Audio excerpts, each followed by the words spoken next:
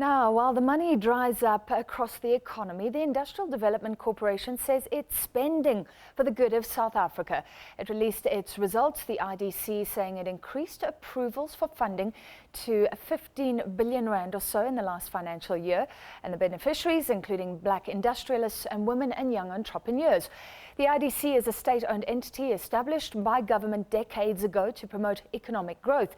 It does this mainly by granting loans to companies that need to expand, especially in sectors that are important for South Africa and even the continent. The IDC caught in some controversy when it emerged that it had loaned money to Gupta-owned Oakbay Resources in 2010 to buy Shiva Uranium Mine.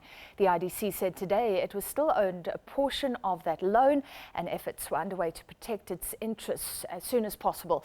Well, let's discuss. We're now joined by the CEO of the IDC, Geoffrey Qhena. Thank you for joining us. Thank you for inviting me. Geoffrey, how much does Oakbay own the IDC at the moment? So presently, in the original loan of 250 million, they owe us 37.5 million rands because they've been paying the capital amount.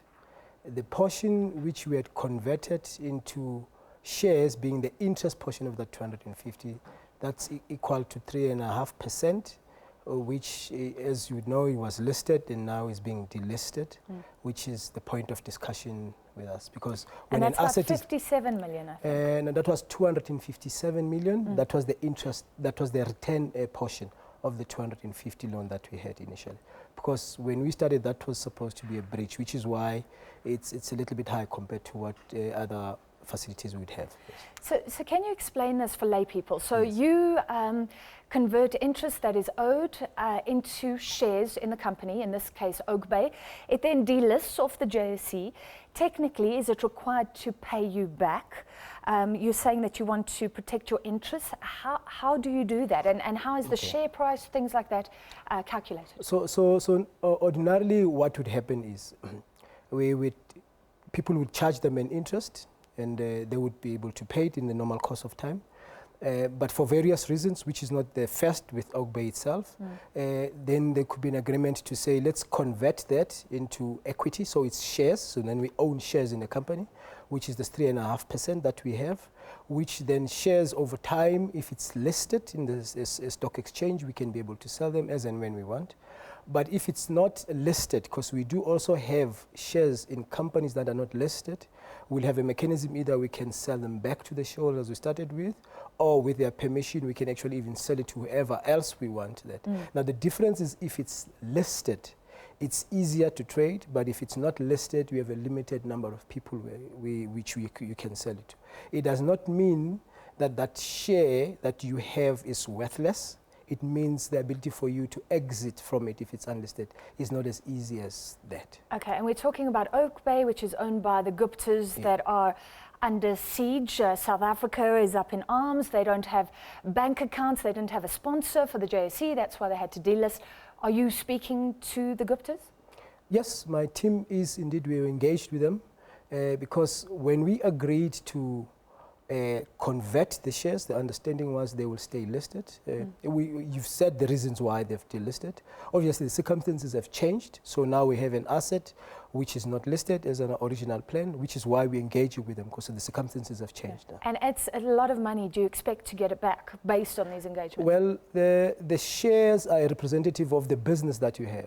So as I said, in the business when we started, we had loaned them 250, of which they've been paying the capital, which that's why only 37.5 million rands is left of that. So they are representing the shares of a business. So the business is worth something. So which is why we're engaging with them now, because our ability to exit from that is not as easy as it was has the shares been staying listed. How confident are you that you will get all the money back? Well, for all the investments that we make, it doesn't matter whether it's Oakbay or any other. When you own shares in that company, it does not necessarily mean that the amount of money that you invested at the beginning. You take the bad with the good. Yes. So, but we will engage. We will try. We're going to ensure that we maximize that getting all the money back. Which is why we're engaging with them in that regard.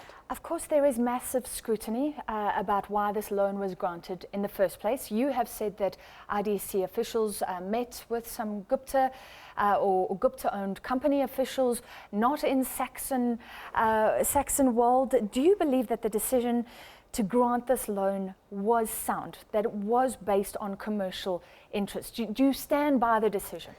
Well, we made the decision in 2010. And at that time, with the information we had then, I'm comfortable that the decision we made was the right decision. Because that was into an asset that had potential, into an asset that had potential to create jobs. And with the information that we had then, I'm comfortable that the team that did the due diligence did their work in the ordinary course. When we do a due diligence, it's not foolproof that things will not go bad. They might, but in this instance, we've seen the company being able to repay the substantial part of our loan, which is the original 250, which is why we have 37.5 still outstanding. And the security that we had raised at the beginning, when we had that, it's still in place for the loan, for the capital loan itself. So the issue which we're engaging in is on the shares that we have converted. There is speculation that if the Guptas are embedded in the state, they were aware of decisions, things weren't being done on commercial interest but on knowledge of our political future, a uranium mine, strategic perhaps if we go for a nuclear deal. Do you feel that you were used, that the IDC was duped and caught up into something untoward? No, not with the information we had at the time. There was no reason for us to even believe. if you made the right decision, do you feel like you were duped by the Guptas? No, I don't think so, because we looked at the investment at the time, but also remember, at that time when we invested, the uranium price was much higher. We saw an impact when there was a tsunami in Japan, which affected the view that people have on the nuclear power stations, and that had an impact on the uranium price itself. So at that time, there was no reason for us to believe that we were duped. I mean, obviously, if somebody went out of their way to ensure that we don't know some of the things, then I mean, I can't sit here and say we would have foreseen that. That's what I'm saying. Can you go there? Can you say whether or not they were negotiating in good faith? If you say the IDC, for your part, was negotiating in good faith. Well, for our part in the work that was done by our due diligence team, I think the deal, we looked at it on commercial terms, and at the time it made sense for us to do that. All right, now everything's changed. From April, there's a new way of doing things announced by Ibrahim Patel. You are actually going to make public the names of anyone that you give money to. Where are those names? I was looking on the website firstly. Where do people find that information? And has that new era of transparency changed much? No, we've always, at least I would like to believe, that conducted our business as transparent as we can be. But I hope you can appreciate that if you go to your bank ordinarily, you wouldn't appreciate that if your bank tells everybody that you owe them any money without your permission. So in the past, we make sure that we respected that confidentiality clause. But what we've said is, after having also engaging with our board and the shareholder, that because we're using state money here, it is important for us to ensure that we seem to be transparent, but actually we are indeed transparent, which is why then from the 30th of June, if you go into our website, there's a link where people can go in and people can see all the loans. It doesn't matter from whom, from the 1st of April. Of course, remember the existing loans. What's that which link? we I was saying it's quite well hidden. So what I will do is that we opinion. will put it, I don't have the link with me here, but if you go into the website, I'm sure it shouldn't be a difficult goal. Then you'll see the list of all the companies that we invest, in fact, all the names, and so that we can give people comfort. Not that we will be doing things differently than we were doing before. We always have been as diligent as we could be because we realize and appreciate that we're dealing with state funds here. All right, let's go to what you were talking about today. I know this Gupta Link deal has taken up a lot of time. The positive news, and you're saying that you've loaned money, it could help create 18,000 new jobs, which is great. But given our economy, it feels like a pair of hands trying to stop a tsunami. Well, if we look at the jobs that we've created, the 18,000 is the direct new jobs. that will be created, and over 2,500 that will be jobs that have been saved. So in total, just under 21,000. But those are the direct jobs for those businesses that we have. We know there's always an element of indirect as a result of those activities, so that we're not accounting as that. So that's that. I do appreciate that in the scheme of things, it does appear modest, but we have to start somewhere, and we have to ensure that every part plays that role. Because we know for every job that you create, a number of beneficiaries will benefit from that. And you want to support transformation.